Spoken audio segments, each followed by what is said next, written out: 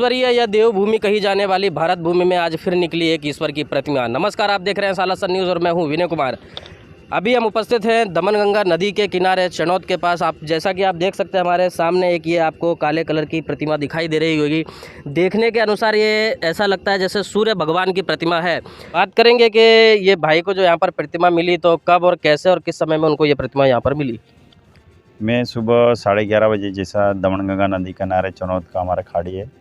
कल छठ पूजा का परसों जो पर्व गया वही अनुसंधान में घूमते घूमते आया तो अचानक मुझे कुछ चमकता हुआ पत्थर दिखाई दिया नदी में। तो चमक रहा था तो वही मैं नज़दीक आके देखा तो पत्थर दिखा, कुछ अच्छा दिख रहा था, मतलब चमकता हुआ। तो बगल में ही मच्छी पकड़ रहे थे 2-3 लड़के, उनको मैं बोला वो पत्थर थोड़ा बाहर निकालो। तो उन्होंने जैसे पत्थर बाहर निकाला तो एक मूर्ति दिखाई दी मुझे। तो मुझे ऐसे लगा कि ये बहुत आकर्षित और बहुत पुरानी मूर्ति है। थोड़ा निकाल के उनसे थोड़ा धुलवाया मैं। जब धुलवाया तो पता चला कि ये ऊपर जो मुकुट है उस पे सूर्य देवता का निशानी है। तो उससे ऐसा लगता है कि ये सूर्य देवता की मूर्ति है। और इसको और एक कंफर्म करने के लिए मैंने हमारे हरिओम जी को और शिव कुमार जी को बुलाया, जो देखते ही बोले कि ये सूर्य देवता की मूर्ति है।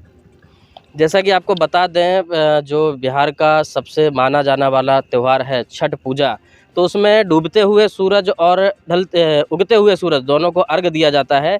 ये सभी त्योहारों में, सनातनी जो भी त्यौहार है उसमें छठ पूजा में ही किया जाता है। तो छठ मैया के साथ साथ सूर्यदेव को अर्घ दिया जाता है और कल ही वो त्यौहार समाप्त हुआ है, कल ही उस त्यौहार का समापन हुआ और आज सूर्यदेव की मूर्ति मिलना कहीं ना कहीं ये चमत्कार या ईश्वर की कोई ना कोई कृपा होगी।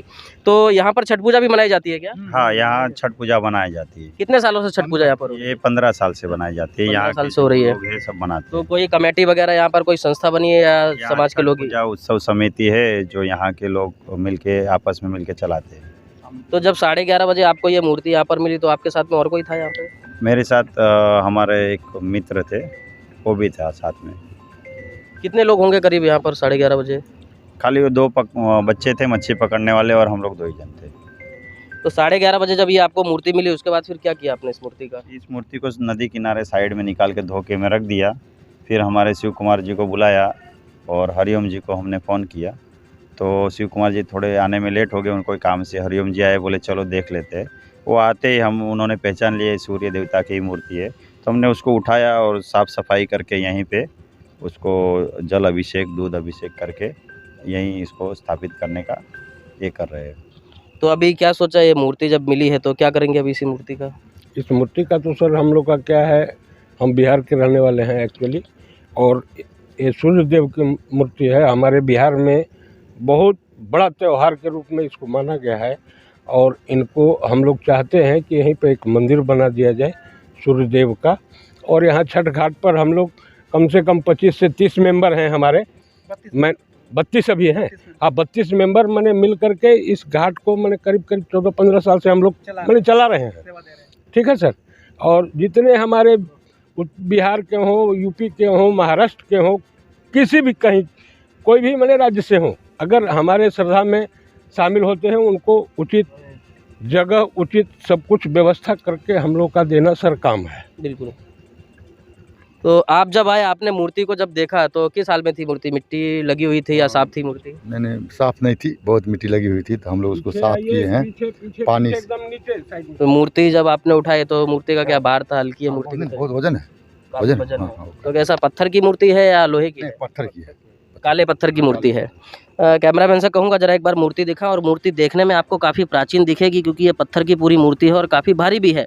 हमने भी उसको उठाकर देखा तो काफ़ी भारी मूर्ति है और जो इसकी बनावट आप देख रहे हो शायद इस समय की ये बनावट नहीं लगती, काफ़ी पुरानी होगी।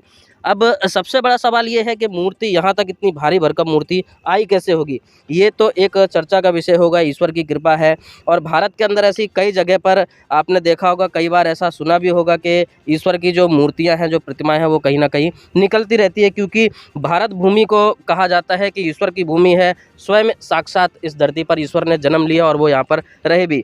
कुछ युवा लोग भी हमारे साथ, उनसे भी हम बात करना चाहेंगे कि जैसे ये मूर्ति मिली तो इस बारे में उनका क्या कहना है? हमें यही कहना है कि ये मूर्ति को यहीं एक मंदिर, अच्छे से मंदिर बना के स्थापित किया जाए। क्या नाम आपका? अमित गुप्ता। आपका क्या कहना है? हमारा यही कहना है कि ये मूर्ति हमको यहीं मिली है तो हम यहीं मंदिर बना कर स्थापना करेंगे इनका। तो आगे अभी क्या प्लान रहेगा, कैसे क्या करेंगे अभी? आगे हमारे विधायक है रमन पाटकर जी, फिर हमारे जिला पंचायत सदस्य है रेशमा बेन, हमारे सरपंच है नेहा बेन, हम सब मिल के बातचीत करके यहीं पे जेडीसी की ज़मीन है तो वही नदी किनारे पे थोड़ी मिल जाए तो उस पर हम लोग मंदिर बना देंगे। जैसे कि आपने देखा ये गांव के कुछ लोग थे और छठ पूजा भी यहाँ पर होती है। सबसे बड़ी बात यही है कि यहाँ पर छठ पूजा भी मनाई जाती है और सबसे बड़ा जो छठ पूजा मनाने का त्यौहार है वो ढलते हुए सूरज और उगते हुए सूरज को अर्घ दिया जाता है। ये एक बहुत बड़ा सवाल भी है और कहीं ना कहीं ईश्वर का चमत्कार भी है कि कल ही छठ पर्व का समापन हुआ और आज सूर्य देव की भारी भरकम इतनी भारी मूर्ति मिल जाना, तो कहीं ना कहीं ये ईश्वर की कृपा हो सकती है। और कहीं ना कहीं भारत में हर जगह आप देखते होंगे कि ऐसी मूर्तियां कहीं ना कहीं धरती से निकलती रहती हैं। इस खबर को हम लगातार आप तक पहुंचाते रहेंगे। आप जुड़े रहिए हमारे साथ सालासर न्यूज़ के साथ। जय सूर्य देवाय नमः, जय सूर्य देवाय नमः, जय सूर्य देवाय नमः। मुहूर्त